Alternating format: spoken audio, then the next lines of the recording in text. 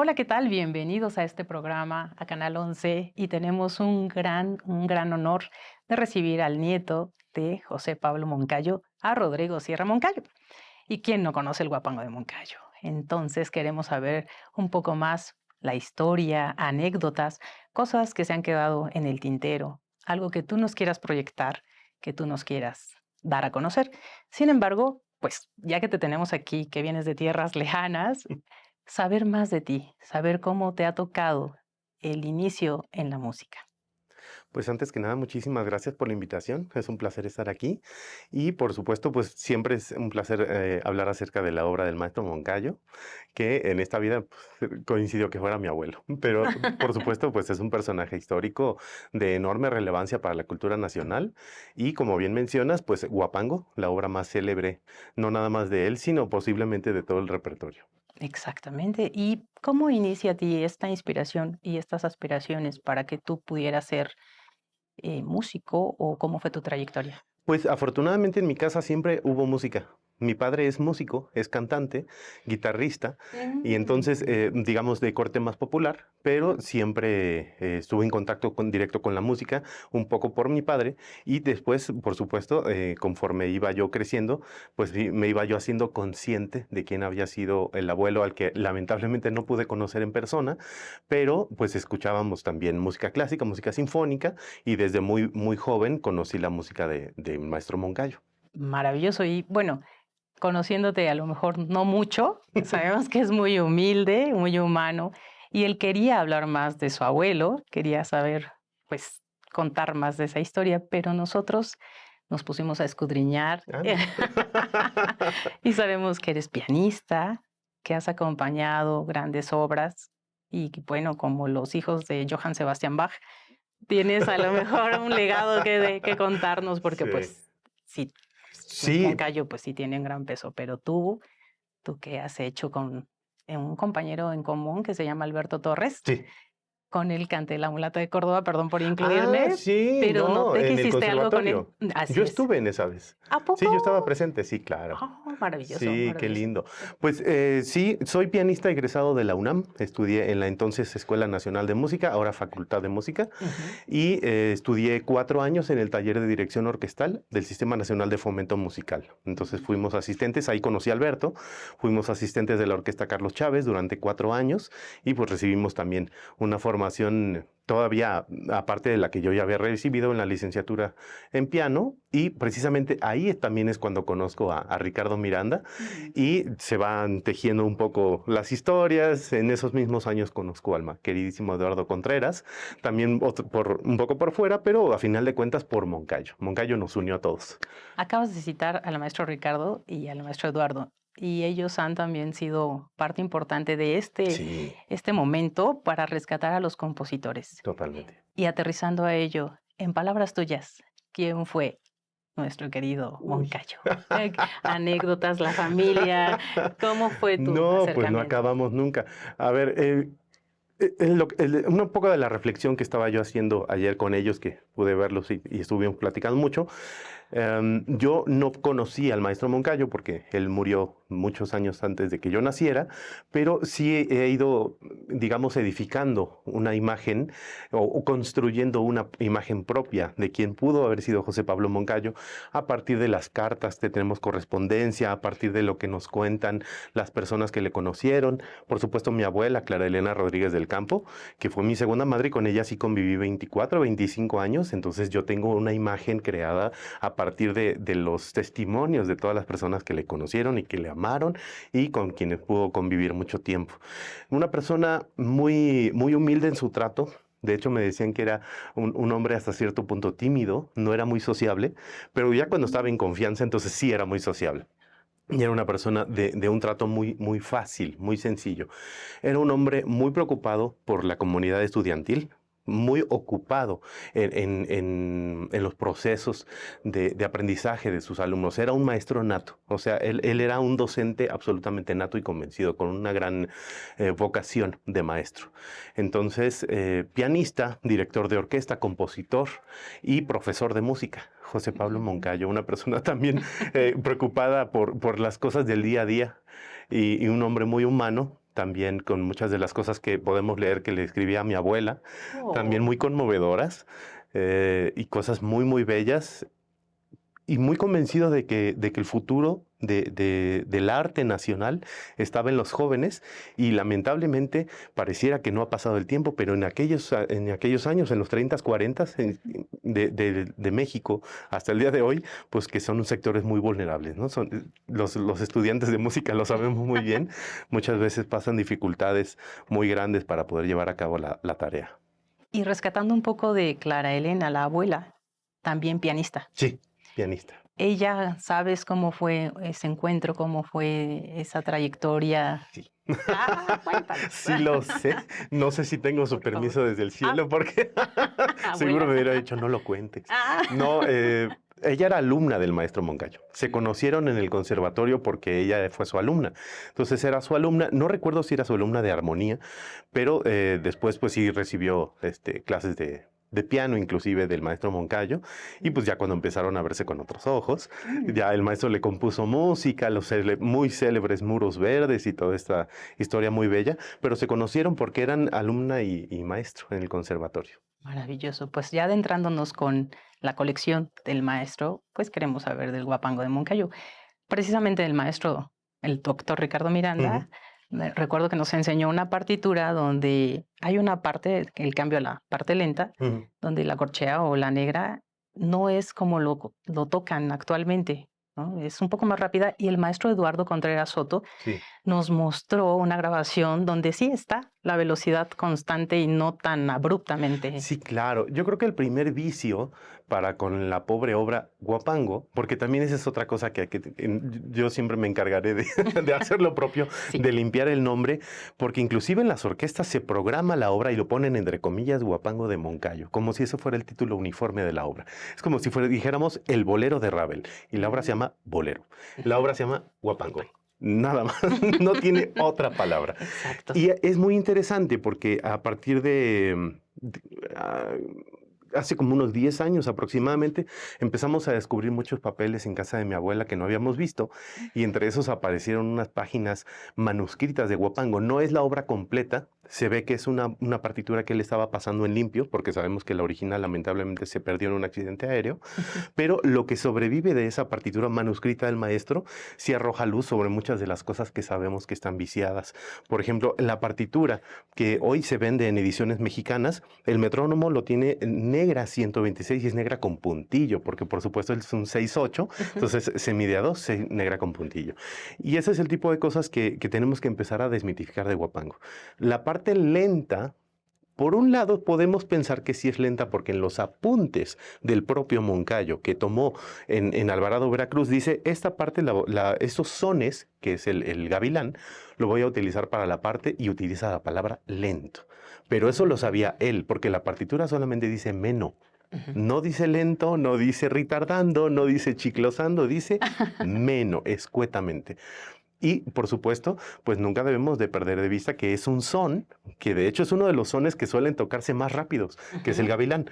Entonces, mientras todo el tiempo sigamos pensando que está a 2 y no que está a 3, porque no necesita esos rubatos románticos, que más bien podríamos, si acaso, reservar para la canción, la segunda de las 3 piezas para orquesta, si acaso para algún pasaje muy lírico de bosques o de tierra temporal, pero Guapango no creo que tenga más bien como ese patos, ¿no? Muy romántico, muy, muy vasto, muy grande, no, al contrario, son sones. En ese entonces, Carlos Chávez lo lleva a Nueva York Ujú. para que se toque esta pieza y la exponga. Sí, Y aquí tú la has tocado muchas veces. también. ¿Cómo la tocas tú? ¿Cómo es tu trayectoria en ese aspecto? Pues he tenido ya la fortuna de hacer Guapango varias veces con diferentes orquestas. Estuve yo hasta el año pasado como director titular de la Sinfónica Juvenil de Zapopan, en Jalisco. Por eso decías que vengo de tierras lejanas. Sí. Yo soy de Ciudad de México, pero estuve 6 años y medio dirigiendo la orquesta de Zapopan y sigo viviendo en Jalisco. Y con ellos hice Guapango varias veces.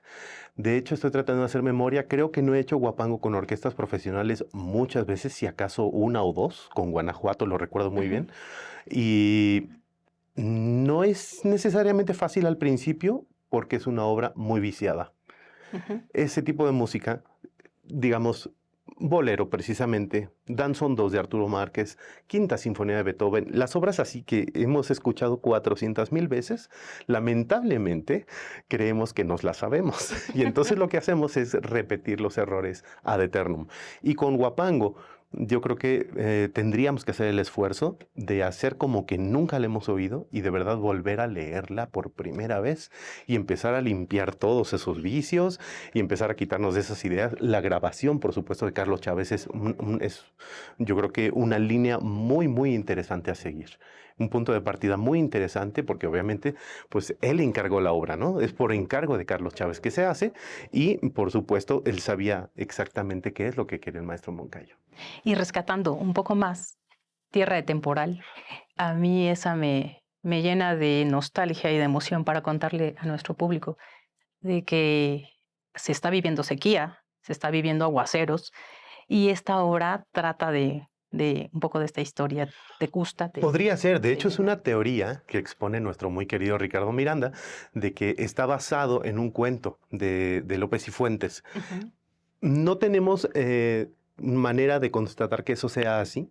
Es una teoría muy interesante y de hecho hay muchos elementos para pensar que sí fue así, pero Tierra de Temporal, tal cual como una obra que podría no estar hablando de nada y teniendo simplemente el título como una referencia paisajista de las muchas que tiene Moncayo en su obra, sí es de una belleza como pocas, por lo menos en el repertorio nacional, pocas veces se han escrito obras tan hermosas como Tierra de Temporal, como Bosques, como Cumbres, y que aparte es una obra que el maestro ya venía maquinando desde hace tiempo, es muy, muy claro, muy evidente, precisamente en esta canción, que es la segunda de las 3 piezas para orquesta, hay un solito de oboe en donde ya prácticamente está dibujado el solo del corno inglés en Tierra de Temporal, que por supuesto de Moncayo es mi obra favorita, o sea, Tierra de Temporal hasta el final de los tiempos. Ah, muy bien.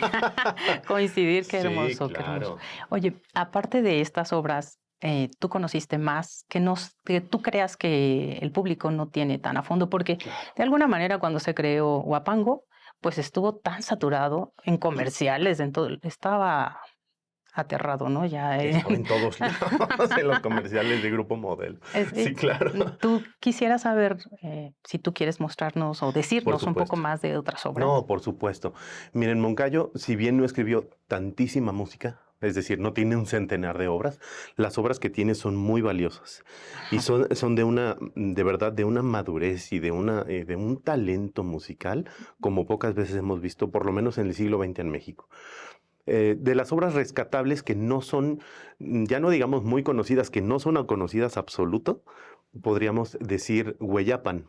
Hueyapan es una obra muy cercana a Huapango, casi que podríamos decir que son hermanas, y es una obra de verdad espectacular. Formalmente y orquestalmente, en términos de orquestación, es una obra maravillosa. Hueyapan, de hecho, creo que sí hay grabaciones en YouTube, podemos escucharlas. Por supuesto, la música que escribió para La Potranca. Es la única música que escribió para cine. Es un cortometraje maravilloso que pertenece a otro, digamos, a un convenio de cortos que todos ellos llevan el título de Raíces y él escribe la música para el último episodio que es La Potranca. Y esa música también es muy bella. Mencionando ahorita lo del cine, recordamos que los nacionalistas mexicanos estaba Silvestre Revueltos, que también estaba incursionando en el cine, Sí, claro. ¿no? Estaba en un apogeo grande. Otro, Julián Carrillo. Sí, Me parece no, que inclusive Blas Galindo también tiene música para cine.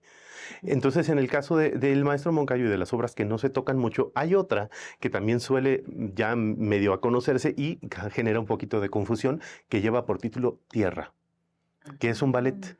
Ahora, es bastante fácil que se dé la confusión, porque como sabemos, Tierra de Temporal, después de compuesta la obra, se utilizó para la coreografía de Guillermo Arriaga del Ballet Zapata, pero Tierra de Temporal no se escribió con el propósito de ser bailada. El ballet Tierra, que también solo es una palabra, Tierra, sí fue compuesta expresamente para la danza, y es una de las últimas obras del maestro, también es prodigiosa. habría que escucharla. Así que hay que escuchar Tierra, Hueyapan, y de la música para piano hay una obra pequeñita que es como un pequeño caramelo que está dedicado a mi abuela, se llama Sarabanda. Precisamente como esta danza barroca, digamos, lenta, y es una joya absoluta. La puedes tocar en piano, la puedes tocar en clavecín y el resultado es verdaderamente enternecedor. ¿Esta música está asequible en alguna plataforma? Es decir, la grabación o la... La Sí, grabación, sí. muchas de las grabaciones afortunadamente ya están disponibles por lo menos en YouTube, sé que ahí están. En las otras plataformas más bien de reproducción de discos, quizás no, pero en YouTube sé que sí están muchas de ellas. ¿Y las partituras? Esa es otra cosa. No, todo se dibujó cuando la edición conmemorativa por el centenario del nacimiento del maestro Moncayo, en Conaculta, que es la famosa caja verde, hubo un tiraje limitado y no se vendieron. Las partituras fueron de distribución nacional. El Conaculta, en aquel entonces, se encargó de repartirlos entre los conservatorios y algunas de las orquestas.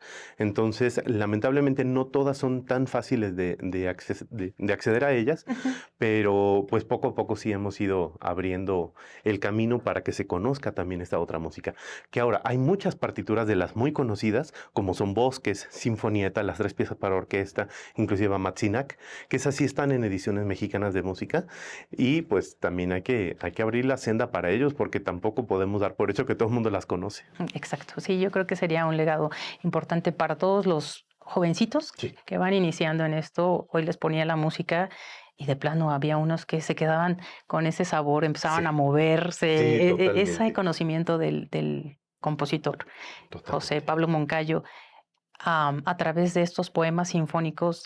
¿Cómo te enteras tú? ¿Tienes alguna idea de cómo empezó a trabajar esa música? ¿Alguna inspiración? ¿De dónde se apoyaba? ¿Alguna motivación? Esa es una muy buena pregunta y yo creo que sí daría lugar a mucha reflexión y sobre todo a mucha investigación. Es decir, sabemos algunas de las cosas por él propio. Afortunadamente sobrevive una entrevista que le hicieron en el conservatorio, ya cuando él ya había dejado la orquesta, ya no era titular de la orquesta sinfónica y ya más bien estaba dedicado a sus clases. Y entonces le entrevistan y le dicen, bueno, maestro, ¿qué opina de su música o de dónde proviene todo este amor por el país? Dice, pues es que es precisamente mi música, es la manera en la que yo manifiesto el amor por mi país, por mi cultura, por mi tierra, por mi gente.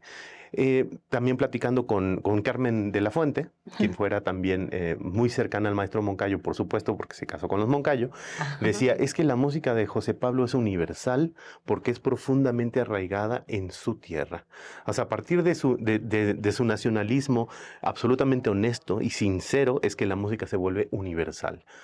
Y por eso podemos pensar pues todos los nacionalismos, ¿no? Si pensáramos en Tchaikovsky, en Smetana, en todos estos grandes personajes, su música podría ser checa, podría ser rusa, podría ser mexicana, pero a final de cuentas pertenece a todo el mundo y se vuelve universal. Exacto. Oye, ahora, un día común de José Pablo Moncayo, la abuela te contaba, porque Sí, nosotros sabemos música de conciertos, de claro, el escritura, smoking.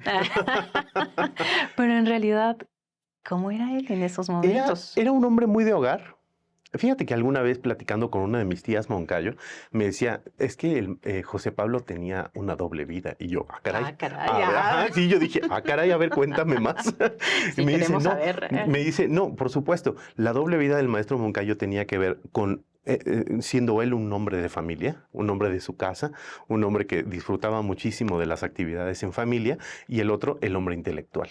O sea, el hombre intelectual que estaba en contacto con los grandes directores, con los compositores, con todo digamos, el personal de todas las administraciones culturales de la época. Por supuesto, ser discípulo y protegido de Carlos Chávez no debió ser poca cosa.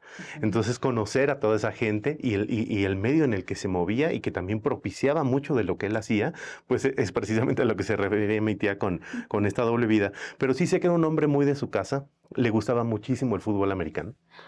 Mucho, era gran aficionado y era, por supuesto, siempre a favor de los equipos universitarios, ¿no? De los burros blancos del Politécnico. Podría ser de los burros blancos o quizás de los Pumas. Bueno, Yo también. muy orgullosa de la UNAM. No, pero mientras fueran universitarios, como sabía que eran estudiantes, siempre los apoyaba y siempre estaba en pos de ellos. También otra cosa que sabemos totalmente que era muy del gusto de Moncayo era el senderismo. O sea, él subía todos los cerros y las montañas del valle de la Ciudad de México Y le decía a mi abuela, cuando las niñas, es decir, mi madre y mi tía, sean grandes, me las voy a empezar a llevar a los cerros. Lamentablemente ya no pudo ser, pero sí tenía ese propósito y hay muchas fotos del maestro Moncayo trepado ahí en la nieve en algún lado, porque yo creo que era una necesidad que él tenía también de estar en contacto y de estar en esa especie de soledad donde puedes verdaderamente contemplar lo que después se convertiría en esas grandes obras que compuso.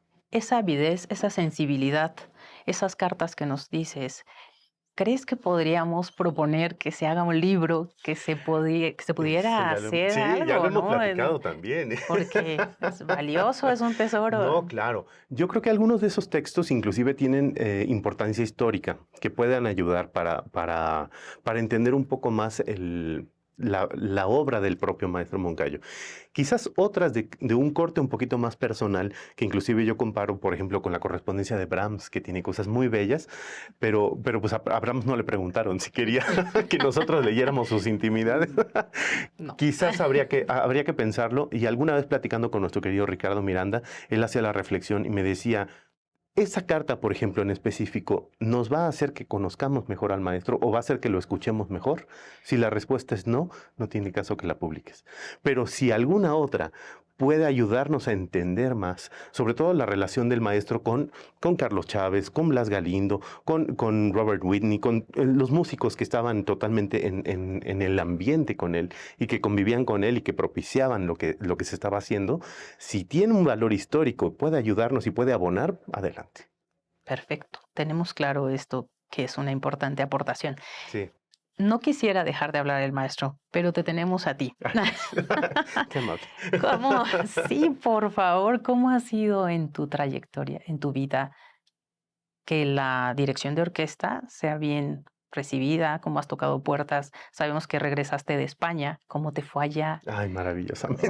¿Cómo te abres camino? ¿Cómo labras tú Sí. también este paso? Es una carrera muy bella, es una carrera muy difícil, es una carrera muy exigente y muy celosa. La de la música es una carrera complicada, pero afortunadamente me ha dado muchas alegrías. He sido una persona con mucha suerte, porque también hay que reconocerlo. No solamente hay que trabajar mucho y hay que de perdiz ser bueno en lo que uno hace, uno tiene que tener suerte. Y hasta el momento siento que he sido bendito con algo de suerte y eso ha ayudado mucho. A la par, por supuesto, de que tienes que estar trabajando como loco todo el tiempo Sí, y te tiene que gustar mucho lo que haces, porque si no amas la carrera, la vas a odiar.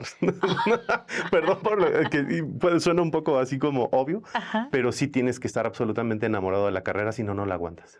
No es fortuito, ¿no? Yo De creo que es saber. como la medicina, ¿no? O sea, si no adoras la medicina, no vas a aguantar la carrera. Hablando de eso, tienes que estar en constante. Totalmente. Tienes que estar, es decir, no nada más es que te dediques a la música, yo lo pienso así en mi persona, es que yo soy músico. No soy una persona que se dedica a la música, yo soy músico. Esté haciendo lo que esté haciendo. Entonces, eso me ayuda pues a poner siempre en perspectiva las cosas que hago, en qué momento las hago, de qué manera las hago, porque es una pulsión constante la que yo siento por hacer música. Y mientras esa pulsión no se pierda, yo creo que vamos bien. Maravilloso. Esta emoción, esta motivación, esta calidez que nos estás brindando como músico, nos proyecta demasiado con un amor que bien mencionas, no nada más es estar como de gusto pasajero. Claro. Y cantas también, es un barítono. Hago todo lo que se tiene que hacer. Qué sencillez, porque dices, hay a lo mejor una fórmula. Sí. ¿No? Está el maestro Celso, ¿no? En el arpa Ujú. y el hijo ha tenido trayectoria, pero entonces tocan un instrumento el otro y tú también, ¿no? Y de alguna forma te has abierto camino y diriges en coros y entras al coro para mostrar a varios compañeros, a varios que les gustaría entrar a esta carrera. Ujú. ¿Qué les dirías tú aparte de lo que me estás mencionando de la pasión? Porque hace rato nos decías que popular quizá no le entrabas tanto, pero tienes tus razones, no Claro. porque lo menosprecies, sino No, porque para sabes nada. que tiene también otro valor. Totalmente. No, porque es dedicarse a eso. O sea, digamos, las personas que están dedicadas a la salsa, digamos, a las danzas de salón modernas, a la música urbana, a todo eso, o sea, eso sí es una especialidad. Entonces, uno lo puede disfrutar como consumidor de esas músicas, pero ya para hacerlas hay que entrarle en serio, ¿no? Entonces, como nada más me alcanza la vida para entrarle en serio al repertorio sinfónico, Ajá. me quedo en el sinfónico para hacerlo lo mejor posible y lo demás lo consumimos, por supuesto, como el resto de la población. Por respeto, Por respeto, ¿no? Imagínate que yo dijera, y el día de mañana voy a empezar a hacer son y los soneros me van a decir, perdón, ¿que tú vas a hacer qué? O ¿algo- sea, ¿algún gusto especial por alguna música? sí, no, definitivamente. Yo creo que un poco por herencia también de lo que me contaba de mi abuelo, el jazz, me encanta el jazz, me gusta muchísimo la música regional mexicana, me gusta mucho la música calentano, los sones huastecos, los sones veracruzanos, la música cubana me parece fascinante y mientras más conocemos más empezamos a entender que no sabemos nada, ¿no? La Ujú. música del gamelán allá en, en Asia, las orquestas gagaku japonesas son fascinantes, Sí. la música mongola también es muy interesante y hay cosas muy, muy bellas por descubrir. Rodrigo, ¿qué viene ahora para ti? ¿Qué proyectos tienes? ¿A qué nos quieres invitar? ¿Nos vamos a dónde andas ahorita? Claro. ¿En qué estado de la Pues República? sí, acabo de estar con Filarmónica de Jalisco. Ujú, Fue una semana muy intensa y muy bella porque pude hacer por primera vez Mablast, que es esta mm, hermosísima obra Mi Patria de Smetana, ujú. que de hecho en México no se programa tanto. Sé que la hicieron Filarmónica de la Ciudad de México y ahora la hicimos nosotros en Jalisco después de 25 años de que no se tocara. Voy a estar con Filarmónica de la Ciudad de México en noviembre, posiblemente en octubre tenga algún par de conciertos en Roma, lo cual también me emociona mucho porque adoro ir a Oh, Italia. mm. Y estamos trabajando también en crear nuevas orquestas. A ver si podemos empatar también un poco con la iniciativa privada en Jalisco para generar nuevas oportunidades. Vemos si podemos hacer ópera, si Mm. podemos traer ojalá sí, un chelista absolutamente genial en diciembre. Ujú. Y si se hace, bueno, va a ser un acontecimiento verdaderamente importante. Maravilloso, impulsando la cultura siempre presente, una muestra viva de un gran compositor, José Pablo Moncayo. Aquí lo tenemos a Rodrigo Sierra Moncayo, nieto, Sí. directo. Sí, lo más directo que se puede. Estamos muy agradecidos. No, yo Canal también. 11 te brinda las puertas y nosotros muy contentos de estar contigo, de recibir esta armonía, esta paz que nos brindas. Ay, muchas gracias. Muchísimas gracias a ustedes. Esperemos que les guste y nos den muchos likes y muchas buenas vibras para que continuemos con esto. Hasta pronto.